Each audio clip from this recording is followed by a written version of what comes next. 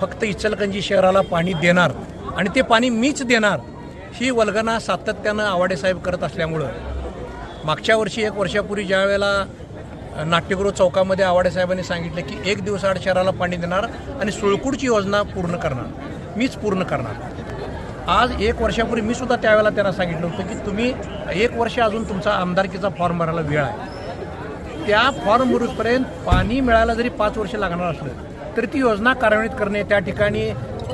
हेडवर्कचं काम करणे, पाईपलाईनच्या कामाची सुरुवात करणे, काम सुरुवात करा। हे जर काम आपण सुरुवात केला तर आज आम्हाला तुमच्या घरावर मोर्चा घेऊन यायची गरज लागेल नसती। त्यामुळं सातत्यानं 5 वर्षामध्ये खोटं बोल आणि रिटून बोल या शहराच्या नागरिकांची दिशाभूल करून काहीतरी करून ही येणारी 2024ची निवडणूक आपल्या मुलग्याला आमदार करून ह्यातनं पार पडण्यासाठी त्यांचा हटाटोप चालू आहे। कालच त्यांनी भाजपमध्ये प्रवेश केला, त्याबद्दल तुमचं मी